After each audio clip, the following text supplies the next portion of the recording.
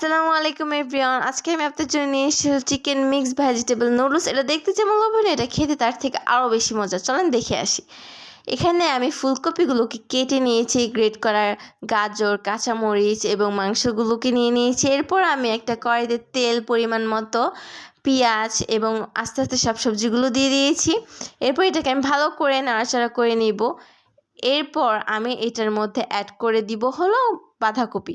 হ্যাঁ, আমি বাঁধাকপিগুলোকে কেটে ধুয়ে এক সাইডে রেখে দিয়েছিলাম। এখন আমি এটাতে বাঁধাকপি দিয়ে দিব এবং 1 চামচের একটু বেশি আদা রসুন বাটা দিয়ে দিব।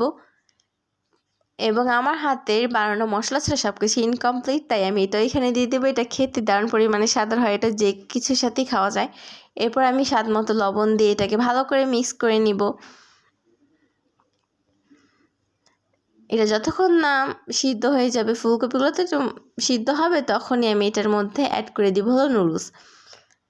আগে এটাকে আমি ভালো করে নাড়াচাড়া করে নিচ্ছি। চুলা আঁচ আমি মিডিয়াম রেখেছি। এরপর আমি সিদ্ধ করে রাখা নুডলসগুলো এটার মধ্যে ঢেলে দিয়েছি। ওই ক্লিপটা নিতে আমার মনে নেই, তাই আমি আর নেইনি। এখন আমি এই নুডলসটার সাথে সবজিগুলোকে ভালো করে মিক্স করে নিব, যেটা খেতে অনেক পরিমাণে স্বাদের হয়। এরপর আমি নুডলসের মশলাগুলো এক এক করে এখানে দিয়ে দিব। এটা নুডলসের সাথেই থাকে। এই মশলা ছাড়া নুডলস আসলে মজা লাগে না, তেমন স্বাদেরও হয় না, তাই আমি এই মশলাগুলোকে ঢেলে দিচ্ছি এই নুডলসের মধ্যে।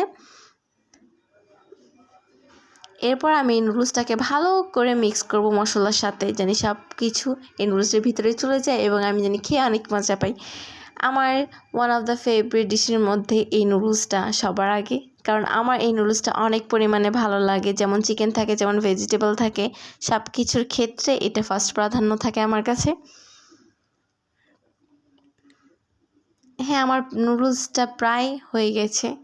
আমি আগে ভালো করে ভেজিটেবলের সাথে নুডলসগুলোকে মিক্স করে নিব, যেন ভেজিটেবলের সাথে নুডলসগুলো মিক্স হয়ে যায়। এরপর আমি উপর দিয়ে ধনেপাতা দিয়ে দিচ্ছি। ধনেপাতার সাথে এটা খেতে দারুণ পরিমাণে মজার লাগে। আমি পাস্তার সাথে নুডলসের সাথে সবসময় ধনেপাতা দিয়েই খাই। আপনারা একবার হলে এটা ট্রাই করে দেখতে পারেন, অনেক পরিমাণে মজা। আশা করি আমার কাছে যেটা মজা লাগবে আপনাদের সবার কাছে অনেক পরিমাণে মজা লাগবে।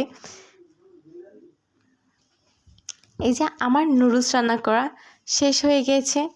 আপনারা চাইলে আপনাদের পরিবারের সাথে এবং যাদের বাচ্চারা সবজি খেতে চায় না, তাদের বাচ্চাদের এভাবে নুডলস রান্না করে খাওয়াতে পারেন। আমি এটা বিশেষ করে এটা সবাই, ছোট থেকে বড় সবাই অনেক পছন্দ করবে। এই ভিডিওটা এই পর্যন্তই। আল্লাহ হাফেজ।